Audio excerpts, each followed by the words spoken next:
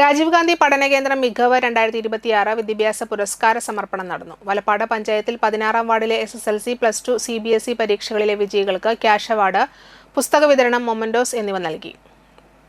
അവാർഡിന് അർഹരായ വിദ്യാർത്ഥികളുടെ അമ്മമാർക്ക് ആദരവും ഓണപ്പുടവകളും നൽകി. സമ്മിശ്ര കർഷകനായ അബ്ദുൽ ലത്തീഫിനെ പൊന്നാട അണിയിച്ചു. കൂടാതെ തിരഞ്ഞെടുക്കപ്പെട്ട സാമൂഹിക പ്രവർത്തകർക്കും പ്രായമായ അമ്മമാർക്കും ഓണപ്പുടവ നൽകി. ക്യാഷ് അവാർഡ് സ്പോൺസർ ചെയ്തത് വലപ്പാട് ഗ്രാമപഞ്ചായത്ത് മുൻ പ്രസിഡന്റ് വാഴപ്പള്ളി ശ്രീധരന്റെ സ്മരണയ്ക്കായിരുന്നു.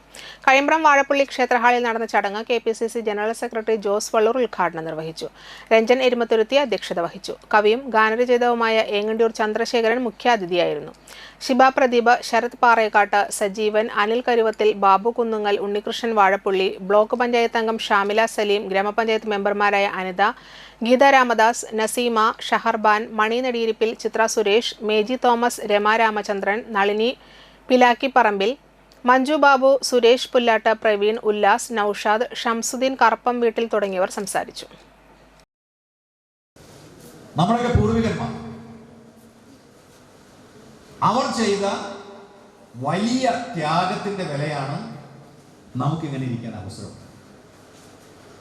നമ്മൾ അടിമകളായിരുന്നു. ബ്രിട്ടീഷുകാർ 200 വർഷക്കാലം ഈ രാജ്യം ഭരിച്ചവർ. അടിമത്തത്തിൽ നിന്നും ഇന്ത്യയെ മോചിപ്പിക്കാൻ നമ്മുടെയൊക്കെ പൂർവികന്മാർ നടത്തിയ ത്യാഗോജ്ജലമായ സമരങ്ങളും പോരാട്ടങ്ങളും നാടിന്റെ സംസ്കാരവും ചരിത്രവും അത് പഠിക്കാൻ നമ്മുടെ പുതിയ തലമുറ ശ്രമിക്കണം.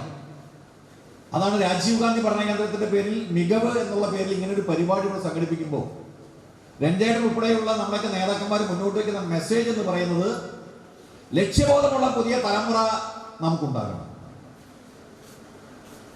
നാടിന്റെ സംസ്കാരത്തെ കുറിച്ച് അറിയണം. നാട്ടിൽ നടക്കുന്ന കാര്യങ്ങളെ കുറിച്ച് പഠിക്കണം. ഇന്നലെകളിൽ നമ്മുടെ നാട്ടിൽ എന്ത് സംഭവിച്ചു എന്നതിനെ സംബന്ധിച്ച് ഒരു തിരിച്ചറിവ് നമുക്കുണ്ടാകണം. നമുക്കിങ്ങനെ ഇരിക്കാൻ, സ്വതന്ത്രമായി മുന്നോട്ട് പോകാൻ എങ്ങനെ സാധിച്ചു എന്നതിനെ സംബന്ധിച്ച് കൃത്യമായൊരു ധാരണ, കൃത്യമായൊരു തിരിച്ചറിവ് നമുക്കുണ്ടാകും.